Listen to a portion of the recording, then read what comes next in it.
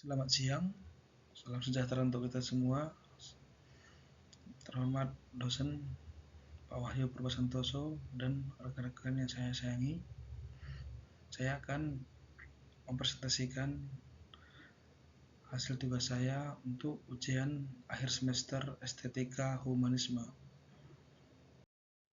Di sini saya mengambil pelajaran tentang emotional intelligence dalam bahasa Indonesia, yaitu kecerdasan emosional, yakni memahami dan meningkatkan diri. Di sini pada kesempatan kali ini saya akan membahas tentang kelemahan dalam kecerdasan emosional dan langkah-langkah konkret untuk memperbaikinya.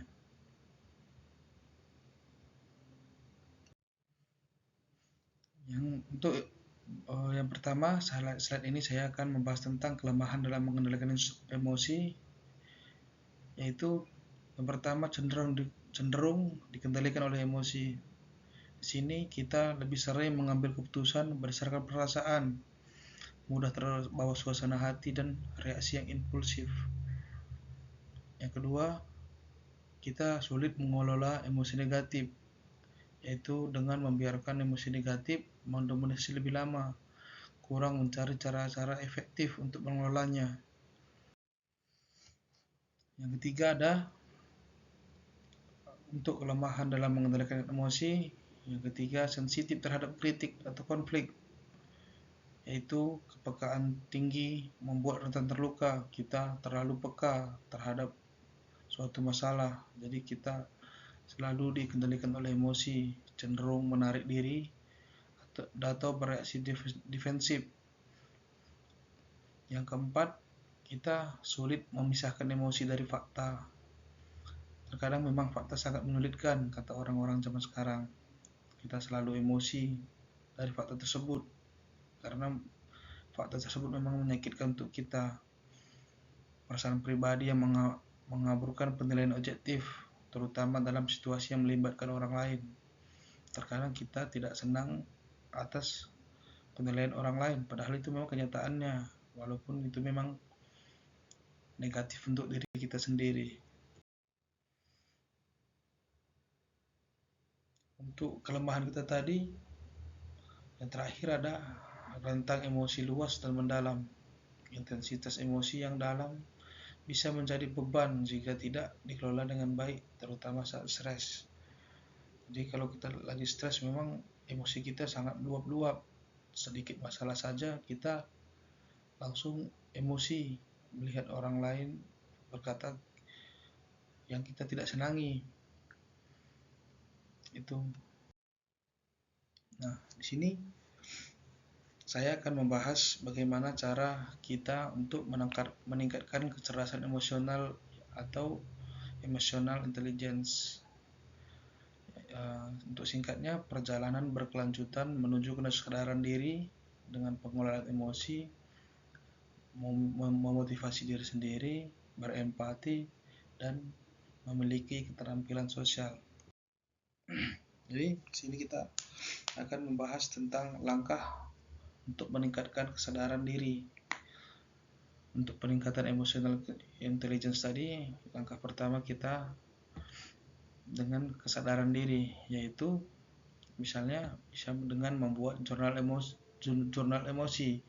Di sini kita mencatat apa yang kita rasakan, kapan, dan mengapa kita emosi.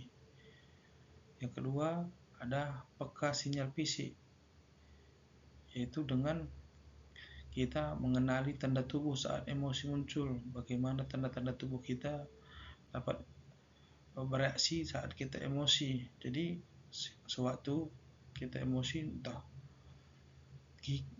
bentuk muka kita langsung merah, jadi kita dapat, entah kaki kita gemetaran, jadi kita langsung tahu bahwa kita sedang emosi, dan kita dapat meredakannya juga.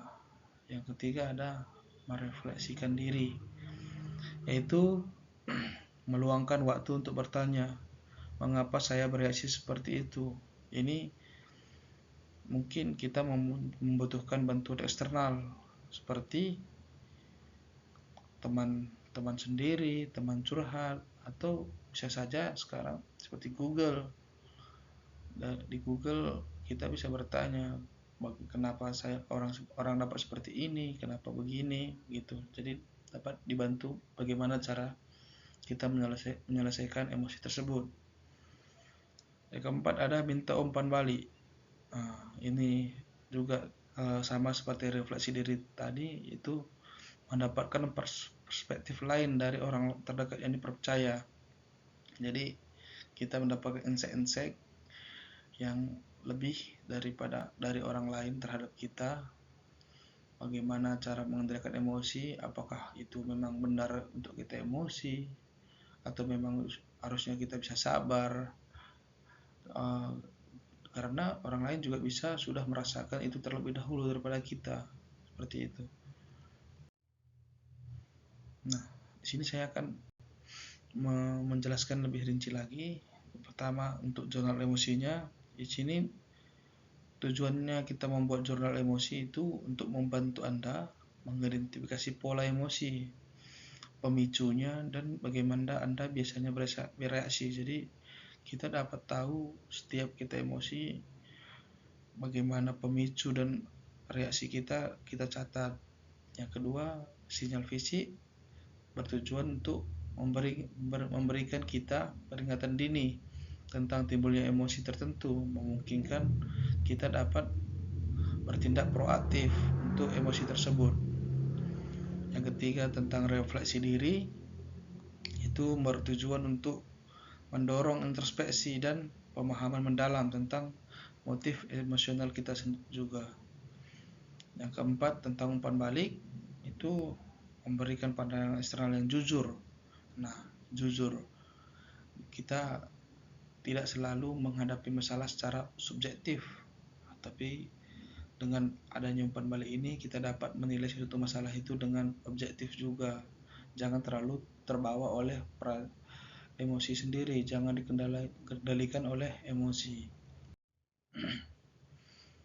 Langkah yang kedua tentang untuk meningkatkan emotional intelligence kita, yaitu mengelola emosi diri. Di sini saya akan menerangkan tentang langkah-langkah mengelola emosi diri. Yang pertama itu ada teknik pernapasan dalam. Contohnya latihan rutin saat emosi memuncak. Yang kedua ada prinsip stop think act, menghindari reaksi impulsif. Yang ketiga menyalurkan energi negatif, yaitu bisa dengan berolahraga atau menulis, ataupun bisa bermain game contohnya sebagai pengalihan yang sehat. Yang keempat ada batasan sehat dan relaksasi. Menetapkan batasan kita dalam emosi, jangan sampai kita emosi terlalu memuncak dan tidak terbatas tindakannya. Dan melatih meditasi itu untuk menenangkan diri kita sendiri juga. Lebih tentang sini saya akan untuk langkah peningkatan yang ketiga ada peningkatan motivasi diri. Nah, sini yang pertama kita harus mengarahkan energi emosi, mengubah emosi bahkan yang negatif menjadi pendorong yang untuk mencapai tujuan yang positif. Yang kedua, melihat tantangan sebagai peluang, melatih diri untuk melihat kesulitan sebagai kesempatan untuk tumbuh. Di sini jangan kita sedikit dikasih tantangan oleh atasan atau orang lain itu sebagai masalah dalam hidup, tetapi lihat juga peluang di depannya. Mana tahu dengan kita menyelesaikan tantangan tersebut dapat menjadi manfaat kita di masa depan. Yang ketiga tentang membangun resiliensi, yaitu mampu bangkit kembali dari kemunduran dan tekanan. Jangan setelah kita down, kita dicemooh misalnya, kita langsung drop terus, tidak melihat masa depannya. Itu kita harus membangun resiliensi dari situ dengan mampu bangkit kembali. Jangan berhenti di situ saja. Nah, di sini pengaruh motivasi diri sendiri, yaitu untuk membantu individu memanfaatkan kekuatan intrinsik, kekuatan dalam hidupnya dari setiap perasaan, mengubah hambatan emosional menjadi sumber energi produktif.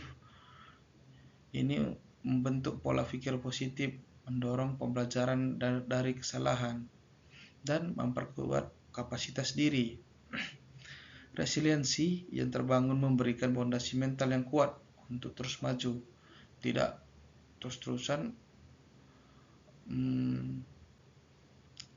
drop dari permasalahan hidupnya, tapi juga mampu bangkit kembali.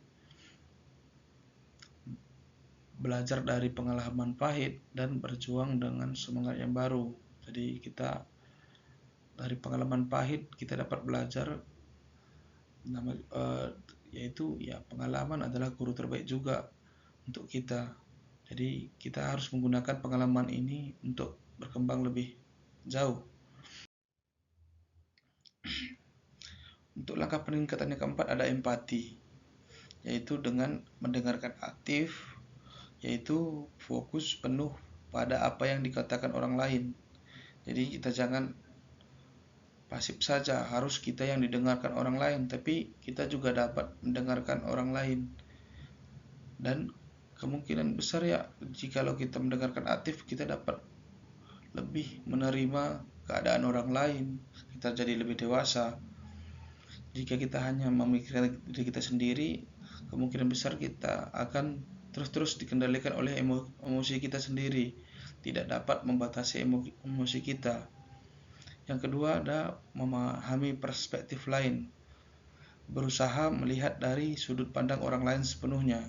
Jadi misalnya kita bertengkar dengan satu orang, dikala permasalahan itu kita dirugikan dan kita emosi, jangan kita hanya melihat dari sudut pandang kita saja, tapi lihat juga dari sudut pandang dia. Nah, di sini mungkin yang dipikirkan dia juga ada benarnya. Jadi itu yang bisa membuat kita mengendalikan emosi kita. Belum tentu juga kita yang selalu benar dan dia yang selalu salah, seperti itu. Yang ketiga ada perhatikan sinyal nonverbal, yaitu banyak emosi terungkap melalui bahasa tubuh dan ekspresi. Jadi kita bisa juga mengetahui diri kita itu sedang emosi dengan memperhatikan tubuh kita. Jikalau kita emosi ada yang entah tangan kita menggigil, jadi bisa kita aku sedang emosi, jadi kita bisa menghentikan emosi itu tersebut, seperti itu. Untuk yang kelima ada keterampilan sosial. Yang pertama ada komunikasi asertif, yaitu menyatakan pikiran dan perasaan dengan jelas dan hormat tanpa agresif atau pasif. Yang kedua ada manajemen konflik, yaitu dengan mencari solusi konstruktif daripada membiarkan emosi mendominasi. Jadi seperti yang sebelumnya saya jelaskan, di sini sangat penting untuk manajemen konflik ini, di mana suatu masalah jika kita dikendalikan oleh emosi, masalah tersebut tidak akan terselesaikan. Lebih baik kita mencari solusi untuk menyelesaikan masalah tersebut. Lebih bagus untuk kedepannya juga, jadi masalah terselesaikan dan kita tidak emosi, seperti itu. Yang ketiga ada membangun hubungan positif. Sini kita fokus pada interaksi yang mendukung dan saling menguntungkan. Membangun hubungan positif ini sangat penting untuk emosi kita, di mana kita mencari teman dan mencari rekan yang positif, saling mendengarkan dikala sedih ataupun bahagianya. Yang keempat ada menerima dan menerima umpan balik. Di sini kita belajar memberikan dan menerima kritik secara konstruktif. Itu sama seperti menjadi pendengar yang aktif. Jadi di dalam suatu kelompok kita harus seperti kita suatu diskusi lah kita buat. Jadi kita walaupun kita berbeda pendapat dengan yang lain, kalau itu memang yang sudah disimpulkan kita harus tetap menerimanya. Jadi di situ kita dapat mengendalikan emosi kita, seperti itu. Nah, sini saya akan bahas kesimpulan dan langkah selanjutnya. Jadi di penghujung materi ini saya akan bahas kesimpulannya, yaitu dalam meningkatkan kecerdasan emosional adalah perjalanan berkelanjutan, tidak langsung selesai, langsung meningkat, tidak. Tapi itu adalah perjalanan berkelanjutan yang membutuhkan kesadaran, pengelolaan, dan motivasi, empati, dan keterampilan sosial. Jadi, mulailah dengan langkah kecil yang konsisten. Pengembangan kecerdasan emosional bukanlah sesuatu yang dicapai dalam semalam atau dengan satu tindakan saja, tidak. Ini adalah proses yang terus-menerus sepanjang hidup, di mana seseorang itu harus terus belajar, terus berlatih, dan harus beradaptasi. Tidak ada garis akhir dalam pengembangan emosional. Selalu ada ruang untuk tumbuh dan menjadi lebih baik dalam memahami dan mengelola emosi diri, serta harus berinteraksi dengan orang lain. Nah, demikianlah presentasi saya kali ini. Saya pamit undur diri. Sekian dan terima kasih.